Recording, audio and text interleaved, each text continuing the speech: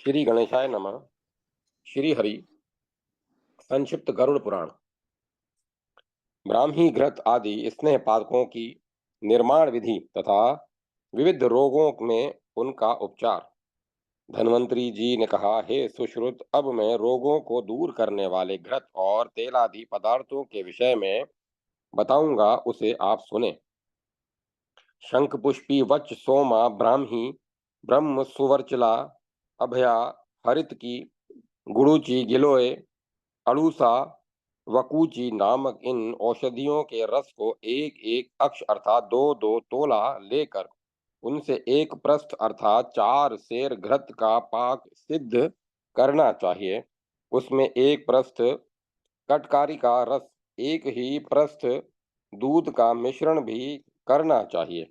इस घृत पाक का नाम ब्राह्मी घृत है। यह स्मरण और मेधा शक्ति का अभिवर्धक होता है।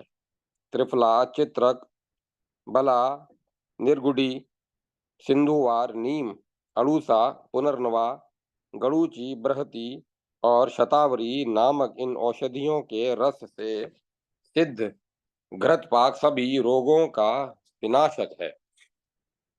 बला के रस से बने हुए क्वाथ में आधा आड़क अर्थात 2 सेर तिल का तेल पकाना चाहिए। इस क्वाथ पाक के साथ मुलेठी, मजीठ, चंदन, नीलकमल, लाल कमल, छोटी इलायची, पिपली, कुष्ठ, दारचीनी, बड़ी एला, कपित्थ की छाल, अगरू, केसर, अश्वगंधा तथा जीवंती का कल्क और एक आड़क अर्थात 4 सेर दूध मिलाना चाहिए। इस पाक को अग्नि की धीमी आंच में सिद्ध करके एक रजत पात्र में रखना चाहिए। यह तेल पाक समस्त वात तथा घृत रोगों का नाशक है। इस तेल पाक के सेवन से कफजन्य श्रय रोग भी विनिष्ट हो जाता है। इसका नाम राजवल्लभ है।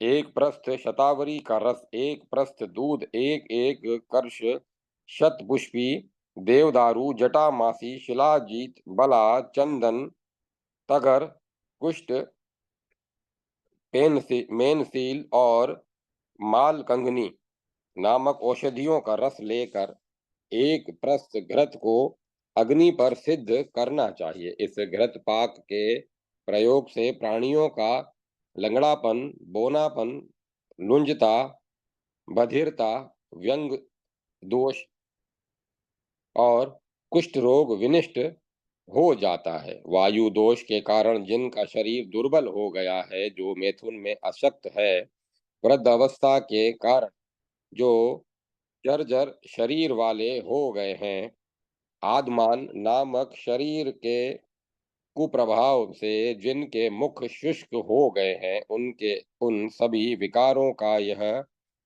घृत पदार्थ विनाशक है।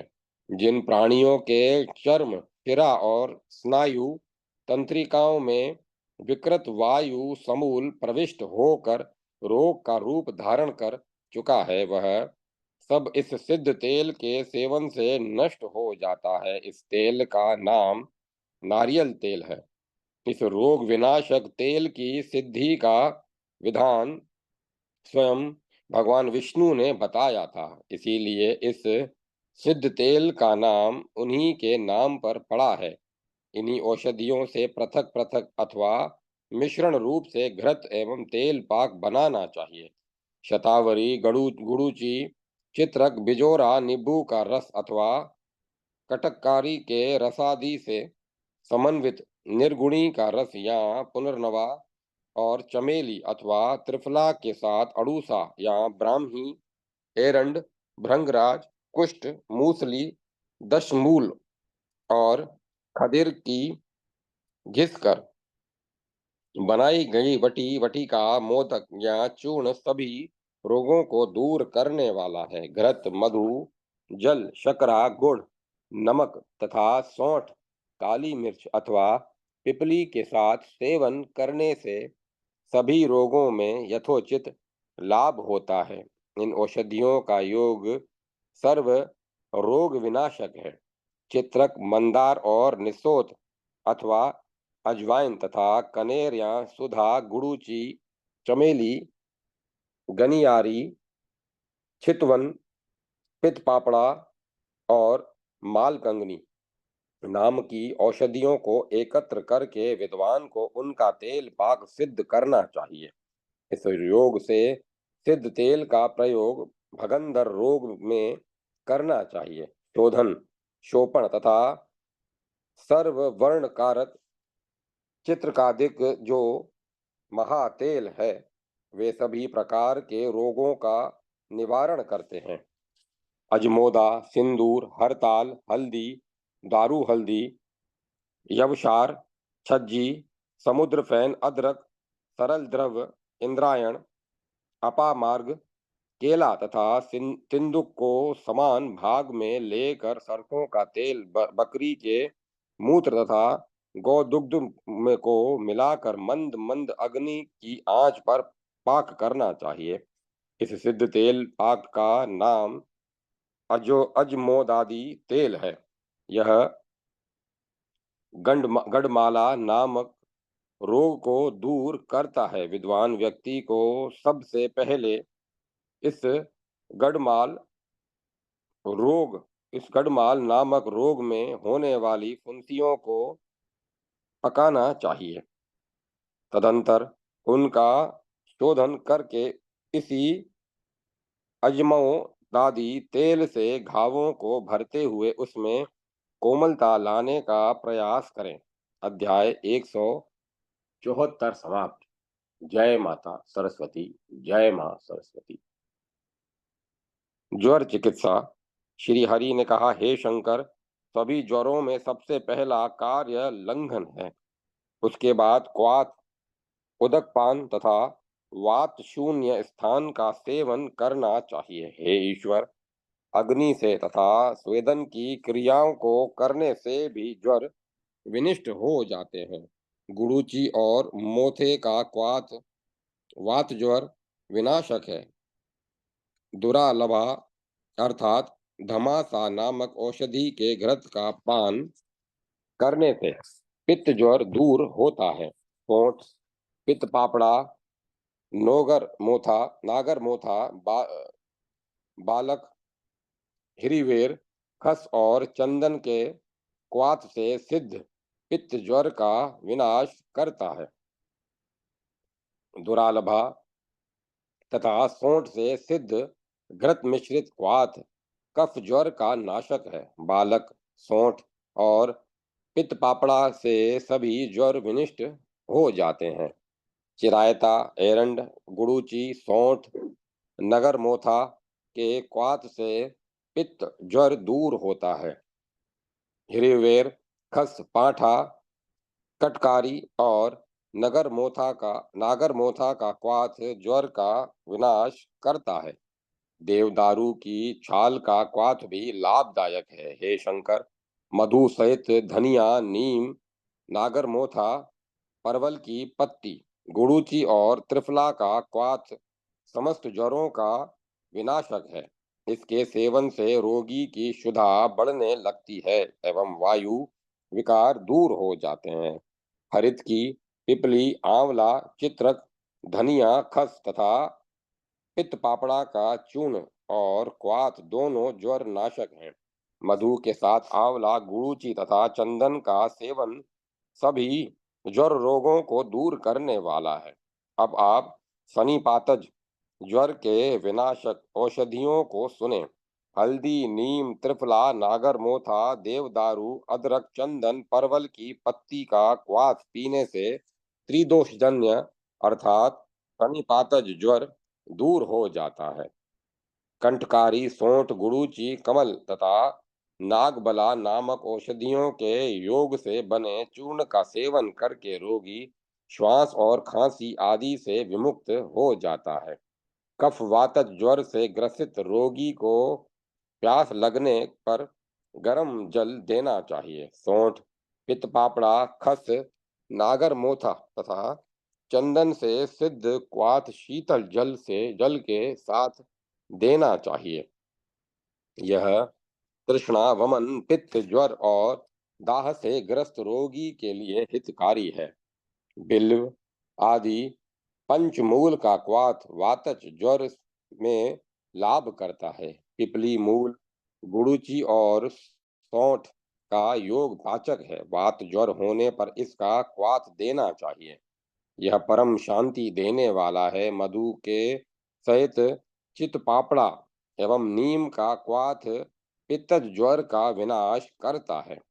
समुचित उपचार करने पर भी यदि रोगी की चेतना नहीं लौटती तो उस रोगी के दोनों पैर के तलुओं में अथवा मस्तक भाग में लोहे के गरम शलाका से दग्ध गरम करना चाहिए। चिरायता, पाठा, पित्त पापड़ा, विशाला, इंद्रायण, त्रिफला तथा निसोत का क्वाथ दूध के साथ ग्राह्य है। यह मला अवरोध का भेदन करने वाला एवं समस्त ज्वरों का विनाशक है। अध्याय 175 समाप्त। जय माता सरस्वती। जय मां सरस्वती।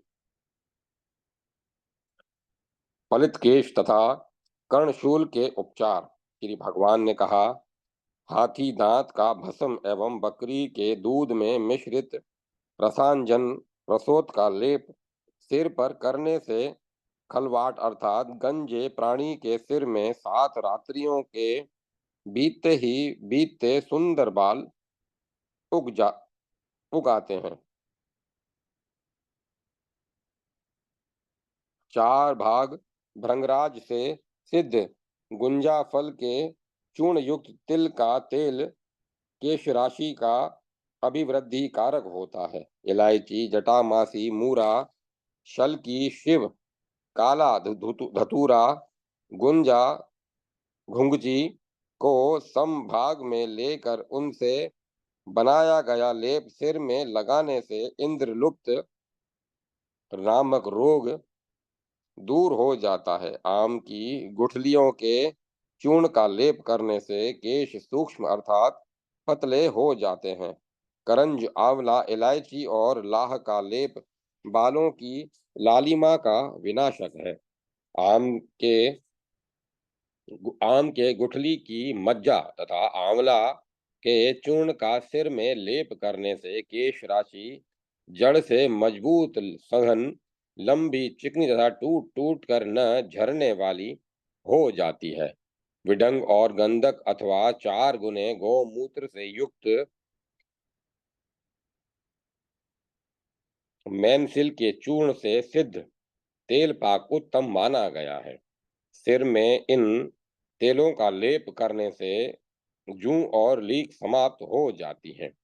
हे वृषभध्वज, शंख भस्म और ऋसक शंख भस्म और सिसक घिस कर सिर में लगाने से केश चिकने और अत्यंत काले हो जाते हैं।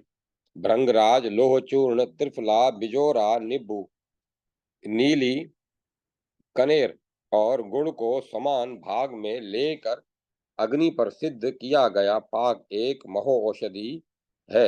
इसके लेप से पक रहे बालों को पुनः काला किया जा सकता है। आम की गुठलियों की गूदी, त्रिफला, नीली, भृंगराज, शोधित पुराना लोह चूर्ण तथा कांजी का सिद्ध योग भी बालों को काला करता है। चर्म द्रक, चकवड़ का बीज एवं कुष्ठ, एरड़ मूल तथा अत्यंत खट्टे कांजी के साथ पीस कर लेप करने से मस्तक का रोग दूर हो जाता है। सेंधा नमक, वच, हींग, कुष्ठ, नाग केसर, शतपुष्पा, सौंफ तथा देवदारू नामक औषधियों से शोधित 4 गुने गाय के गोबर से निकाले गए रस से युक्त तिल के तेल को एक कण मात्र भी कान में डालकर अत्यंत प्रबल कर्णशूल को विनष्ट किया जा सकता है। हे शिव, भेड़ का मूत्र और सेंधा नमक कान में डालने से पुती का दोष अर्थात बहने वाला दुर्गंधपूर्ण पानी और कर्मस्राव आदि का विकार विनिष्ट हो जाता है। मालती नामक पुष्प की पत्तियों का रस या गौमूत्र कानों में डालने से उनमें से बहने वाला मवाद नष्ट हो जाता है। कुष्ठ, उड़द, काली मिर्च, तगर, मधु, पिपली, अपामार्ग, अश्वगंधा, बृहति, श्वेत, सरसों, यव, तिल और सेंधा नमक का उबटन कल्याणकारी होता है। भल्लातक, बृहति एवं अनार का छिलका तथा कट्टू तेल के लेप से या इस उबटन उबटन के प्रयोग से लिंग, बाहु, स्तन और श्रवण शक्ति की वृद्धि होती है। अध्याय 176 समाप्त। जय माता सरस्वती। जय मां सरस्वती। नेत्र, नाक, मुख, गला, अनिद्रा तथा पाद रोग और शस्त्राघात आदि जनित रोगों की चिकित्सा। श्री हरि ने कहा, हे शंकर, मधु के सहित शोभनक वृक्ष की पत्तियों का रस आंखों में डालने से निश्चित ही नेत्र का रोग नष्ट हो जाता है। तिल और चमेली के 80-80 फूल, नीम, आंवला, सौंठ, पीपल तथा चौलाई के शाक को चावल के जल में पीसकर उनकी वटी बनानी चाहिए। तदंतर छाया में सुखाकर मधु के साथ उसका नेत्रों में अंजन करना लाभकारी है। ऐसा करने से तिमिरादिक रोग नष्ट हो जाते हैं। बहेड़े के गुठली की गुद्दी, शंख नाभि, मेनसील, नीम की पत्ती एवं काली मिर्च को बकरी के मूत्र में घिसकर अंजन बनाना चाहिए। इस प्रकार का सिद्ध अंजन नेत्रों में होने वाले पुष्प दोष अर्थात फुल्ला, रतोंधी, तिमिर, विकार तथा पाटल रोग को नष्ट कर देता है। शंख भस्म 4 भाग, मैनसील 2 भाग एवं सेंधा नमक 1 भाग जल में पीस कर बनाई और छाया में सुखाई गई वटिका नेत्रों में अंजन करने से तिमिर, पटल तथा सूजन नष्ट हो जाता है। यह नेत्र रोगों की महौषधि है। त्रिकटु, त्रिफला, कंझा के फल, सेंधा नमक और दोनों रजनी हल्दी, दारू हल्दी को रंगराज में रंगराज के रस में पीसकर उसका नेत्रों में अंजन देने से तिमिरादिक सभी रोग दूर हो जाते हैं। जंगली अड़ूसा की जड़ को कांजी में पीसकर नेत्रों में लगाने से नेत्रशूल नष्ट होता है। तर्क अर्थात मट्ठे के साथ बैर की जड़ को पीसकर पीने से भी नेत्रों में नेत्रों की पीड़ा दूर होती है। सेंधा नमक, अड़ु कड़ुआ तेल, अपामार्ग की जड़, दूध और कांजी को ताम्र पात्र में घिसकर उसका नेत्रों में अंजन करने से पिंजट अर्थात कीचड़ निकलना बंद हो जाता है। बिलिव और नील वृक्ष की जड़ पीसकर बनाए गए अंजन को नेत्रों में लगाने मात्र से तिमिरादिक रोग निश्चित ही नष्ट हो जाते हैं। पिपली, तगर, हल्दी, आंवला, वच और खदिर द्वारा बनाई गई बत्ती अंजन लगाने से नेत्र रोग नष्ट होता है। जो मनुष्य नित्य प्रातः मुंह में जल रखकर जल का ही छींटा देकर नेत्रों को धोता है, वह नेत्रों के सभी रोगों से मुक्त हो जाता है। श्वेत एरंड की जड़ एवं पत्तियों के रस से सिद्ध बकरी के दूध के उष्ण पाक के सेक से आंखों का वात विकार दूर हो जाता है। चंदन, सेंधा नमक, पुराने पलाश का पत्र और हरित की पटल, कुसुम, नीली का अंजन, चक्री का चका चौंधी नामक नेत्र रोगों का विनाशक है। बकरी के मूत्र में घिसी गई गुंजा की जड़ का अंजन तिमिर रोग को दूर करता है। हे रुद्र, चांदी, तांबे तथा सोने की शलाका को हाथ पर घिसकर नेत्रों में उसका लगाया गया उबटन कामला नामक रोग का निवारक है। घोषाफल अर्थात सौंफ को सूंघने और सेवन करने से पीलिया नामक रोग का विनाश होता है। ध्रुवा, अनार पुष्प, लोध्र और हरितकी का रस नासार्स ना नासार्श तथा वात रोग के दोष को दूर करता है। हे वृषभध्वज, हे नील लोहित, जांगली कमुल अर्थात केवाच की जड़ को भली प्रकार से पीस कर उसका नस्य लेने से नासार्श रोग नष्ट हो जाता है। हे रुद्र, गो घृत, सरज रस, राल, धनिया, सेंधा नमक, धतूर तथा गेरिक से सिद्ध सिक्त अर्थात मोम तेल में मिलाकर होठों पर लगाने से होठों के घाव तथा होंठ फटने का रोग दूर हो जाता है।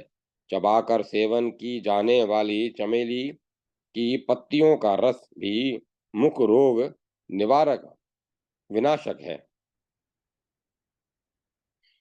केसर के बीजों को खाने से हिलने वाले दांत दृढ़ हो जाते हैं। मुष्टक, मोथा, कुष्ठ, इलायची, मुलेठी, वालक और धनिया को चबाने से मुख की दुर्गंध दूर हो जाती है। कषाय द्रव्य या त्रिकुट अथवा तेल युक्त तिक्त शाक के नित्य भक्षण से भी मुख की दुर्गंध दूर हो जाती है। इससे सभी प्रकार के दांतों से संबंधित घाव भी नष्ट हो जाते हैं। हे शिव, तेल में सिद्ध कांजी का कुल्ला करने से अथवा उसको मुख में रखने से तांबुल के साथ खाए गए चूने के प्रभाव से हुए घाव या अन्य व्याधियों का विनाश हो जाता है। सोंठ को चबाने से जिस प्रकार प्राणी कफ के रोग से मुक्त मुक्ति प्राप्त कर लेता है, उसी प्रकार बिजोरा नींबू के बीज, इलायची, मुलेठी, पिपली और चमेली की पत्तियों का चूर्ण शहद में चाटने से भी कफ विकार से मुक्ति मिल जाती है। शिफालिका, सिंधुवार तथा जटा मासी का चूर्ण चबाने से गलशुद्धि अर्थात तालु भाग की शोथ का विनाश होता है। गुंजा अर्थात गुगची की जड़ को चबाने से दांत में लगे हुए कीड़ों का विनाश होता है। हे शिव, मधु सहित काकजंगा, गगुची, स्नेही, सेहुड़ और नील का क्वाथ दांताक्रांत तथा दांत के कीट शोकों रोगों का विनाशक है। कर्कटपात, कमल की जड़ से सिद्ध घृतपाक का मंजन करने से दांतों की कटकटाहट दूर हो जाती है। हे शिव, कर्कटपात का दूध के साथ लेप करने से भी इस रोग का विनाश हो जाता है। ज्योतिषमती मालकंगनी के फलों को जल में पीस कर उसके द्वारा 3 सप्ताह तक कुल्ला करने से भी इस रोग में लाभ होता है। विदारी, कंद और हरितकी के चूर्ण का मंजन करने से दांतों का कालापन विनष्ट होता है।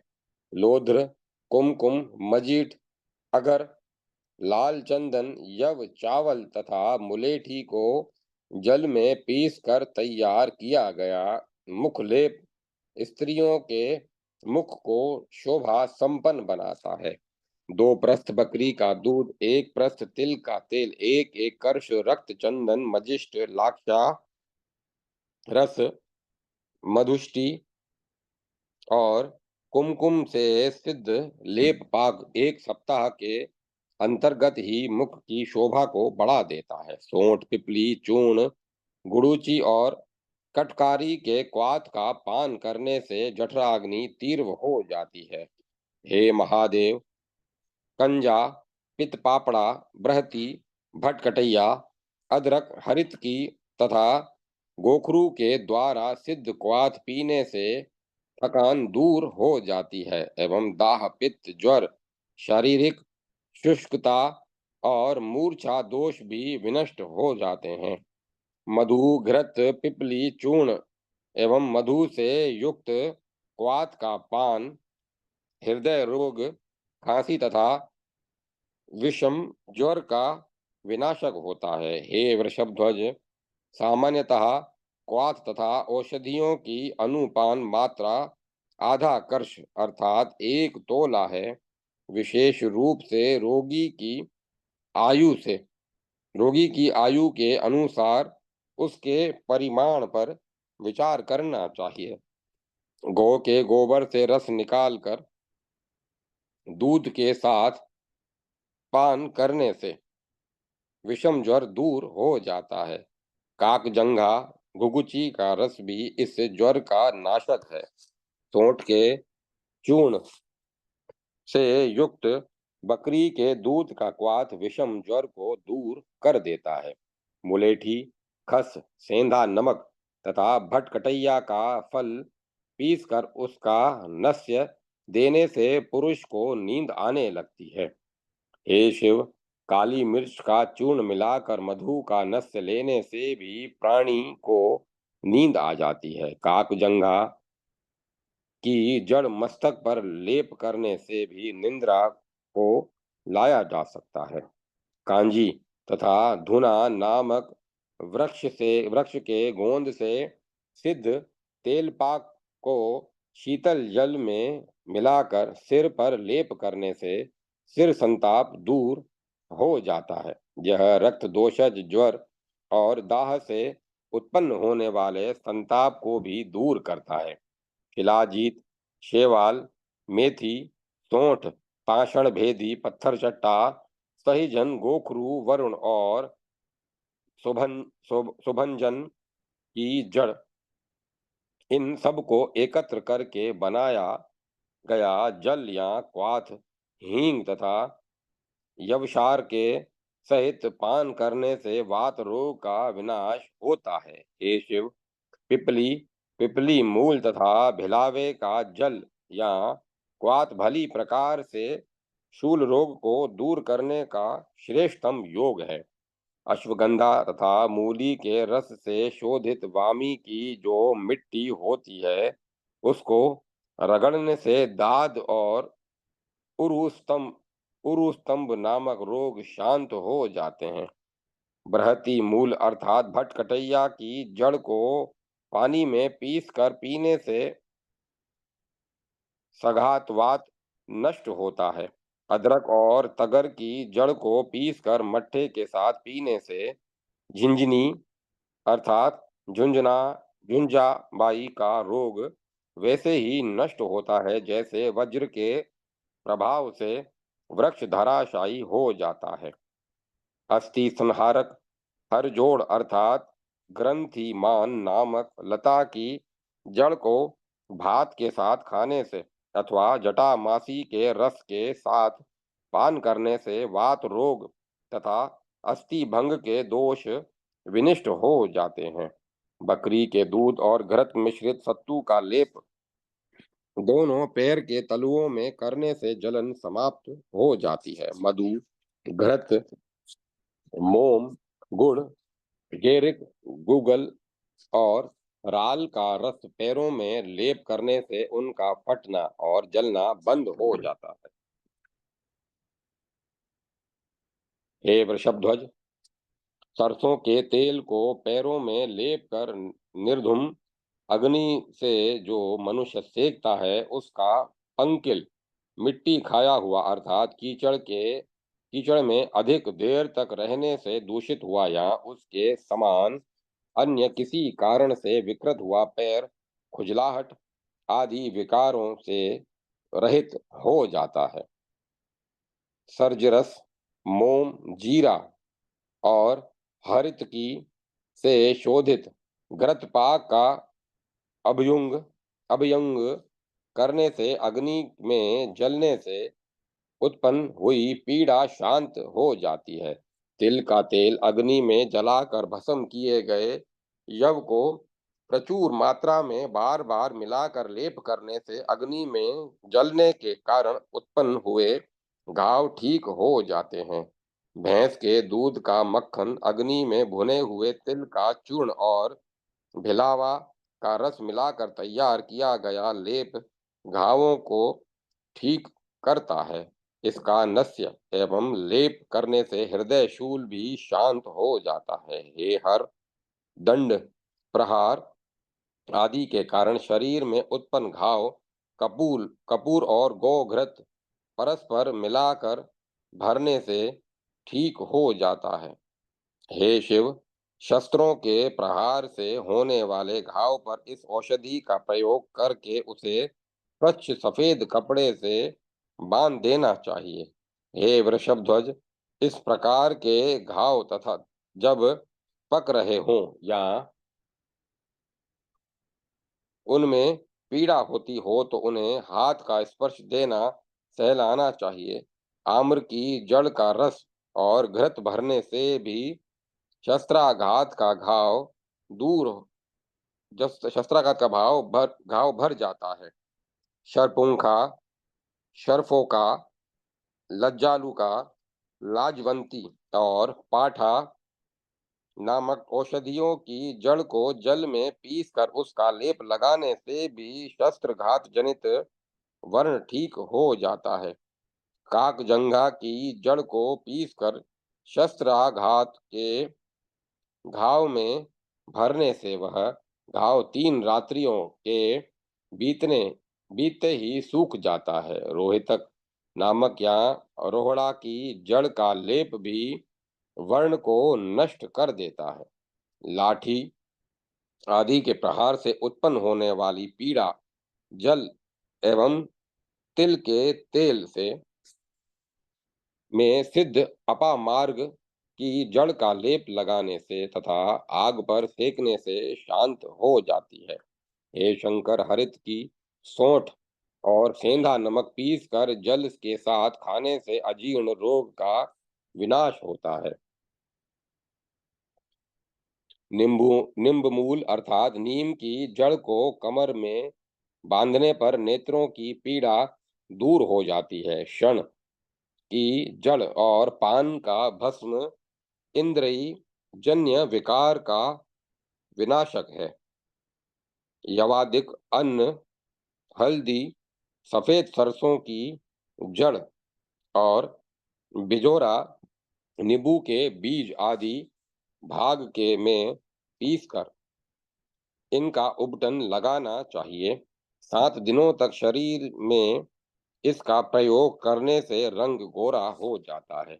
श्वेत अपराजिता की पत्ती तथा नीम की पत्ती का रस मिला निकालकर उसका नस्य देने से डाकिनी आदि माताओं और ब्रह्म राक्षसों की छाया से मुक्ति हो जाती है। हे वृषभध्वज, मधुसार अर्थात मुलेठी की जड़ का नस्य देने से भी उनकी छाया दूर हो जाती है। हे रुद्र, पिपली, लोह चूर्ण, सोंठ, आंवला, सेंधा नमक, मधु तथा शकरा का समान योग गुलर के